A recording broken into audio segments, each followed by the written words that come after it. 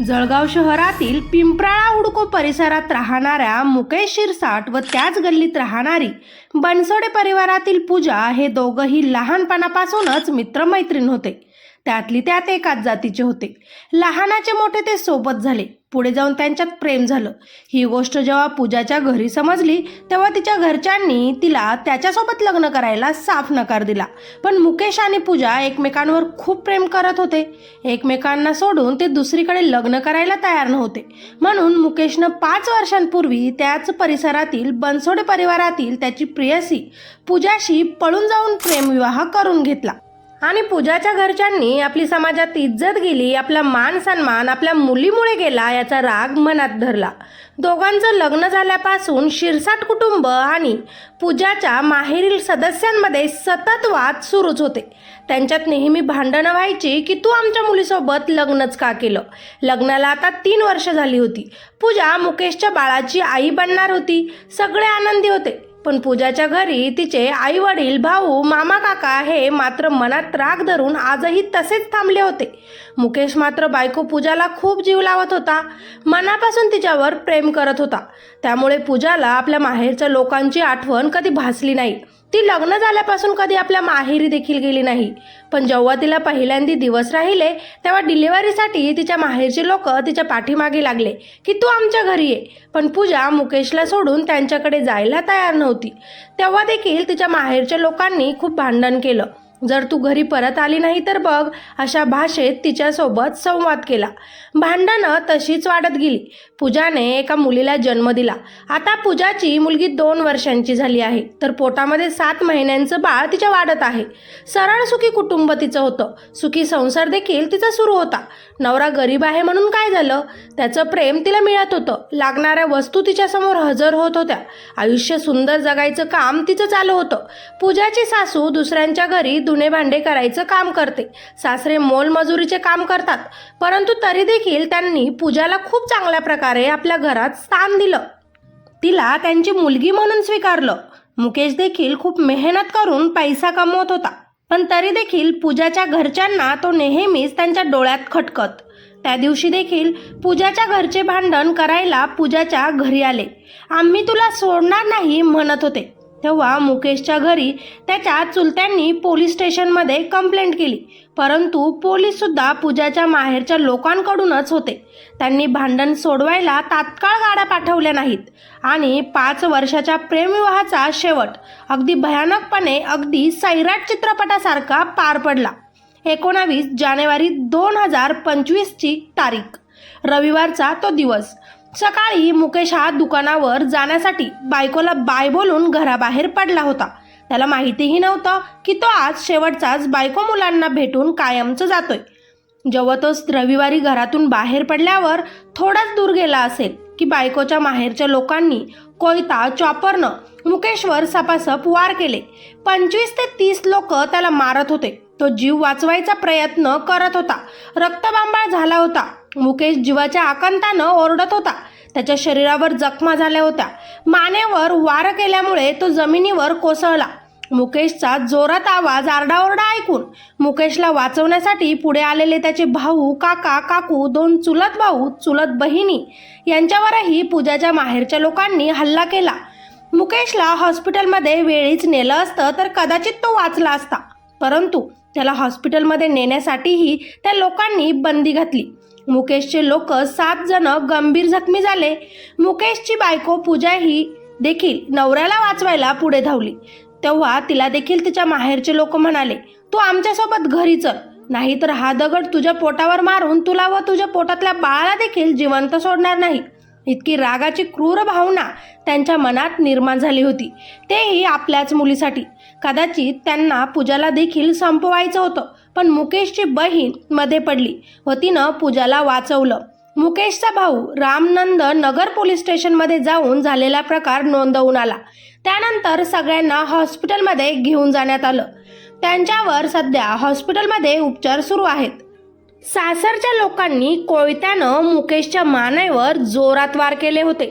त्याला तात्काळ हॉस्पिटलमध्ये नेले असते तर तो वाचला असता. पण आता त्याला डॉक्टरने तपासून मृत घोषित केले. प्रेमविवाहाचा सूड घ्यायचा म्हणून त्यांनी त्यांच्या जावयाला संपवलं, आपल्या सख्ख्या मुलीचा संसार मोडला, तिचं कुंकू पुसलं, तिच्या मुलांना अनाथ केलं. इतकं मोठं आयुष्य आता त्यांची मुलगी बिना नवऱ्याचं कसं जगणार?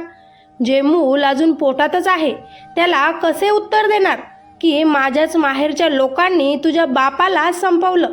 मुकेशच्या पश्चात त्याचे आईवडील, त्याचा भाऊ, गर्भवती बायको व त्याची एक मुलगी आहे. प्रेमविवाहातून झालेल्या या हत्याकांडानंतर संपूर्ण जळगाव शहर हादरलं आहे. घटनेची माहिती मिळताच जळगाव पोलीस घटनास्थळी दाखल झाले होते. पण जर आदल्याच दिवशी पोलिसांनी कारवाई केली असती तर कदाचित पूजाचा नवरा मुकेश हा जिवंत असता. पण आता त्यांच्या परिसरात पोलिसांनी मोठा बंदोबस्त लावलाय आणि घटनेचा पूर्ण तपास सुरू आहे. पण पत्रकार, मीडिया जेव्हा घटनास्थळी पोहोचले तेव्हा मृत तरुणाचे काका निळकंठ शिरसाट म्हणाले की आमच्या मुलासोबत त्यांचे जुने वैर होते. त्यांच्या मुलीसोबत आमच्या मुलानं प्रेमविवाह केला होता. त्यामुळे पूजाच्या सासरच्या लोकांसोबत त्यांची दुश्मनी होती. ते त्याला मारण्यासाठी प्रयत्न करत होते. संधीची वाट ते बघत होते. काल रात्रीपासून ते संधी शोधत होते. त्यांना माहिती होतं की रविवार असल्यानं आमचा मुलगा घरी असतो, जावयासोबत आपण काहीतरी करू. त्यामुळे त्यांनी असे निर्घृण काम केले. आमच्या डोळ्यांसमोर कोयते, रॉड आणि तलवारीनं मारहाण करण्यात आली. विटा देखील फेकण्यात आल्या. 25 ते 30 जणांनी अचानक हल्ला केला त्याच्यावर. तसेच मुकेश रमेश शिरसाट, वय फक्त 30 वर्ष असणाऱ्या मुलाच्या हत्येनंतर मुकेशच्या आईनं हंबरडा फोडत पोलिसांवर गंभीर आरोप केलाय. मृत तरुणाची आई उज्ज्वला म्हणाली की माझ्या लेकराला मारलं, त्यांना फाशीची शिक्षा व्हायलाच पाहिजे. मी लोकांच्या घरी धुणं भांड्याचे काम करते, माझा नवरा हमाली करतो, मी कसं काय त्यांच्या 2 लेकरांना सांभाळू? आता मी त्यांना कसे वाढवू? आम्हाला न्याय पाहिजे. प्रेमविवाह केला म्हणूनच त्यांनी माझ्या मुलाची हत्या केली. 4 वर्षांपासून ते आम्हाला त्रास देतच होते. शेवटी त्याला मारून टाकलेच. तसेच आम्ही पोलीस स्टेशनला जाऊन याविरुद्ध तक्रार दिली होती, पण पोलिसांनी दखल घेतली नाही. पोलिसांनी त्यांच्याकडून पैसे खाल्ले असा आरोप देखील त्या आईनं केलाय. मुकेशच्या बायकोनं देखील रडत रडतच प्रतिक्रिया दिली आहे. पूजा शिरसाट म्हटली की आम्ही दोघांनी प्रेमविवाह केल्यानं माझ्या माहेरील परिवारातील लोकांनी माझ्या नवऱ्याची हत्या केली आहे. नवऱ्याच्या हत्येनं माझे आणि माझ्या लहान मुलीचे व पोटातील बाळाचे भविष्य अंधकारमय झाले आहे. माझ्या पतीची हत्या करणाऱ्यांवर पोलिसांनी कठोर कारवाई करावी, त्यांनाही फाशीची शिक्षा व्हावी अशी मागणी तिनं केली आहे. या प्रकरणात 10 जणांवर गुन्हा दाखल करण्यात आला असून पोलिसांनी आतापर्यंत 7 ते 8 जणांना ताब्यात घेतले. सतीश केदार, सुरेश बनसोडे, विशाल गांगले, बबलू बनसोडे, प्रकाश सोनवणे, अविनाश सुरवडे आणि एक अल्पवयीन मुलाला पोलिसांनी ताब्यात घेतले आहे. मित्रांनो, वाढत्या गुन्हेगारीनं आता डोकं जरा जास्तच वर काढलं आहे. दिवस ढवळ्या, हत्या, खून, लैंगिक अत्याचार, किरकोळ कारणांतून कोयता, तलवारीनं मारहाण, गुंडागिरी अशी कित्येक प्रकरणं दररोज आपल्या समोर येत आहेत. मागे पुण्यात WNS कंपनीच्या समोरच एका मुलीवर चाकूने वार करून तिची हत्या केली गेली. हे प्रकार दिवसेंदिवस खूप वाढले. मुलं आणि मुलींनी घरच्यांच्या विरोधात जाऊन लग्न करूच नका, आणि लग्न करायचं असेल तर आपल्या घरच्यांना आधीच समजावून सांगा. पळून जाऊन आपल्या घरच्यांच्या मनात आपल्या विरुद्ध राग निर्माण करू नका. आपण एकाच बाजूने विचार करतो, पण ज्या आईवडिलांनी आपल्याला लहानाचं मोठं केलं त्यांच्याबद्दल देखील विचार करायलाच हवा. आणि पालकांनी देखील आपला राग, इज्जत याचा विचार न करता आपल्या मुलांच्या आनंदाचा विचार करायला हवा. जे झालं आहे ते विसरून जाऊन आपल्या मुलांचं आयुष्य आनंदाने जगत आहेत ना ते पाहायला हवं.